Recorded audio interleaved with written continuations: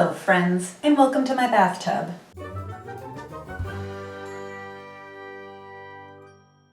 Well, it might not surprise many of you, but anxiety is weird, and these are interesting times right now. So, this might be a bit of a unnecessary, motivational kind of video, but it's been a bit of a week for us here. Anxiety has told me I'm about to have a panic attack. Anxiety brain also says if I'm not being productive, then I'm being useless. So something that, in my opinion, really helps anxiety brain is hand stitching.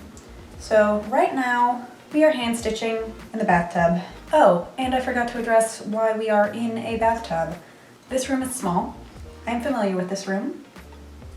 Nobody's going to come into this room without knocking, and I get to be in a smaller, more contained space if I am in the bathtub. So basically it helps me mentally shrink my environment. Onto the hand stitching. First of all, we actually just needed to hand stitch together a little bit of the slip so it would be a little bit more useful. It had like a bit of a tear at the armpit. But most importantly, in regards to the anxiety, hand stitching is something that I am capable of doing. It's a very simple, repetitive task. It allows my brain to just kind of go into static mode, where it's not really thinking about what's the next step that I need to get to. It's not really thinking about making a pattern. It's not thinking about how two pieces of fabric need to interlock. I'm just needle in, needle out, pull. Needle in, needle out, pull. Personally, just these little mending jobs do help me manage my anxiety. And hopefully, if you try to do a little hand stitching as per my suggestion as a way to manage your anxiety, maybe that will help. Also, it might help give you an excuse to mend some clothes and get rid of that pile, which personally, it does annoy me that I still have a pile of things that I need to stitch up and repair. So getting rid of that makes me feel a little bit accomplished. Lots of therapeutic feelings involved in this hand sewing process. It's been a bit of a rough week. It's not necessarily work. It's not necessarily quarantine. Me and significant other are a bit introverted. We're homebodies. I'm not gonna lie. We're homebodies. So the biggest difference right now with the quarantine is that I'm not going to Goodwill on Sundays, and I am actively trying not to go to the grocery store right now. I know that it is still about the beginning of the month, so WIC and food stamps benefits just hit, and I want to make sure that I'm not taking away any of the supplies that hit those families disproportionately hard. Just trying to make sure that we're being a good neighbor. And not really sure if it is, I feel like quarantine has something to do with it, but kiddo was just not having a good week. So, long story short, kiddo went to therapy. It's very normal for children in foster care to be advised to go to some sort of therapy appointment, because it's a huge transition in your life. It's like if you were getting married, then your priest would recommend you do couples counseling and pre-marriage therapy. So yeah, it's regardless of any trauma that you would need to deal with, it's just advised. Our kid isn't really thrilled about the idea of going to therapy. I feel like they're within the mindset that therapy is for people who have problems, and they don't have problems, and they don't want to be associated with people who have problems, and that is a very incorrect way to view therapy. Kid was a little bit upset about that, and I feel like that was approximately when we started getting like a cascade of drama. It happens. We have a kid who wants to see their friends, wants to hang around with people other than their parents, because if you had to be quarantined with your parents for over a month, how would you feel? Probably not great.